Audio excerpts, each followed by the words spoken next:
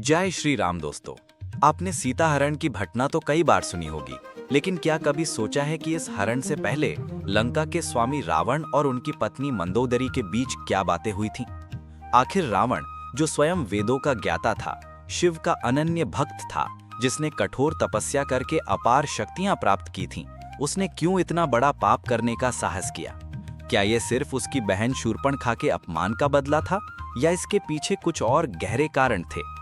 आज हम आपको उसी रहस्यमयी प्रसंग की कथा सुनाने जा रहे हैं, लेकिन आपसे निवेदन करेंगे कि अगर आपको इस तरह की अद्भुत और अल्पज्ञात कहानियां सुनना अच्छा लगता है तो हमारे चैनल को सब्सक्राइब और वीडियो को लाइक जरूर करें, ताकि हम और भी नई कहानियों के साथ आपके सामने आते रहें। कहानी की शुरुआत होती है उस समय से जब शूर्पणखा अपमानित होकर लंका लौटी। उसकी नाक और कान काट दिए गए थे और वो बदले की आग में जल रही थी। वो सीधे अपने भाई रावण के दरबार में गई और आंसुओं में डूबी आवाज में बोली, भैया, राम और लक्ष्मण ने मुझे अपमानित किया, मुझे लहूलुहान कर दिया। क्या ये अपमान केवल मेरा है या समस्त राक्षस कुल का? यदि तुम सचमुच लंकापति हो तो इस अपमान का बदला लो। और सुनो, उनके साथ एक स्त्री है, इतनी सुंदर कि यदि वो लंका की रानी बन जाए तो तुम्हारे साम्राज्य की शोभा और भी बढ़ जाएगी। जब रावण ने ये सुना तो उसका हृदय उत्तेजना और क्रोध से भर गया। उसकी आंखों में ज्वाला भड़क उठी, लेकिन उसी क्षण उसके भीतर दूसरा भाव भी उभरा, जिज्ञासा। वो सोचने लगा कि आखिर वो कौन नारी है जिसकी सुंदरता की तुलना शूर्पणखा तक कर रही है। धीरे धीरे उस जिज्ञासा ने वासना और अभिमान का रूप ले लिया। लेकिन रावण केवल बलशाली योद्धा ही नहीं था, वो एक गहरा विचारक भी था। वो जानता था कि ये कार्य इतना आसान नहीं होगा। राम कोई साधारण मनुष्य नहीं है। उनकी आभा, उनकी मर्यादा और उनकी शक्ति अपार है। सीधे जाकर सीता का हरण करना संभव नहीं। इसलिए उसने सबसे पहले इस विषय पर अपनी पत्नी मंदोदरी से परामर्श करने का निश्चय किया। मंदोदरी राक्षसी कुल के होते हुए भी अत्यंत धर्मपरायण, बुद्धिमान और विवेकशील थीं। उन्होंने हमेशा रावण को सही मार्ग दिखाने की कोशिश की थी। जब रावण ने उनसे सीता हरण की बात कही तो वो स्तब्ध रह गईं। उन्होंने कांपती हुई आवाज में कहा, स्वामी, आप ये क्या सोच रहे हैं? आप जैसे महान विद्वान और शिव भक्त के लिए विचार भी शोभनीय नहीं। आप जानते हैं कि परस्त्री गमन सबसे बड़ा अधर्म है, और ये कोई साधारण स्त्री नहीं, स्वयं धर्मराज राम की पत्नी सीता हैं। उनसे बैर करना मृत्यु को बुलाना है। यदि आपने ये पाप किया तो न केवल आपका बल्कि पूरे राक्षस कुल का विनाश हो जाएगा। मंदोदरी की बातों में सच्चाई थी, लेकिन रावण उस समय केवल अपनी जिद और अभिमान में डूबा हुआ था। उसने मंदोदरी से कहा, मंदोदरी, तुम डर रही हो? क्या तुम्हें अपने पति की शक्ति पर विश्वास नहीं? त्रिलोक मेरा नाम सुनकर कांपते हैं, देवता तक मेरे आदेश के आगे सिर झुकाते हैं। क्या मैं एक वनवासी मनुष्य से डर जाऊंगा? मंदोदरी ने शांत स्वर में उत्तर दिया, स्वामी, यह आपका भ्रम है। मैं आपके पराक्रम पर प्रश्न नहीं उठा रही, लेकिन जो सामने है वो सत्य है। राम कोई साधारण वनवासी नहीं है।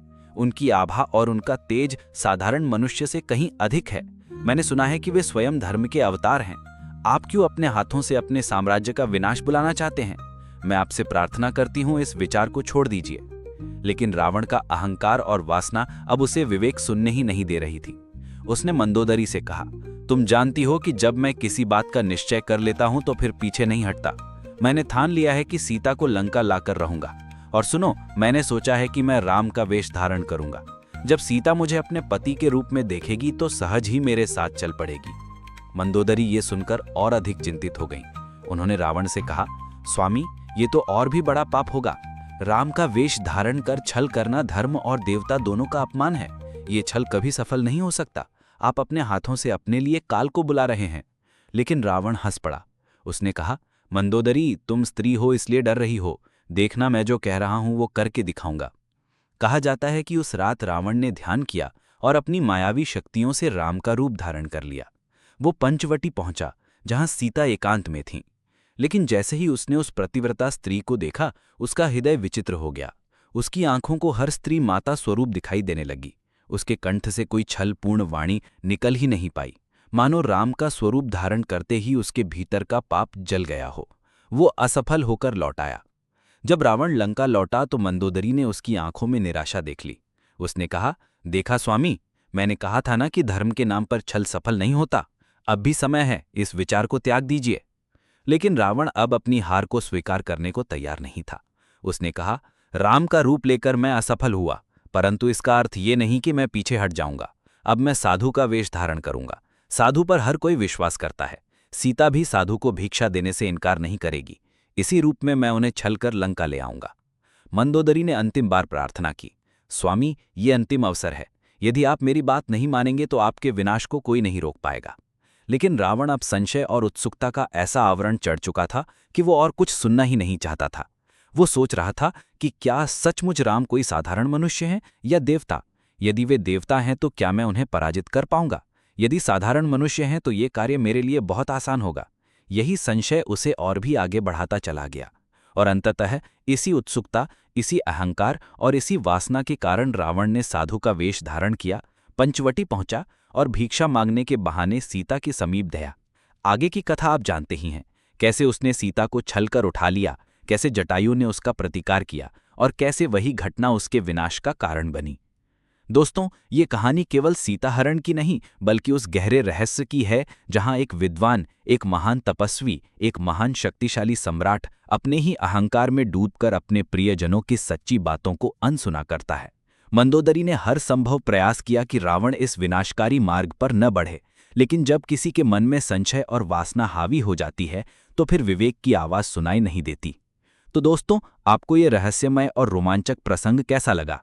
क्या आपको भी लगता है कि यदि रावण ने मंदोदरी की बात मान ली होती तो उसका विनाश टल सकता था? अपने विचार हमें ज़रूर बताइए।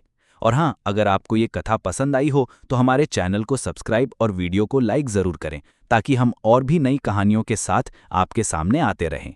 जय श्री राम।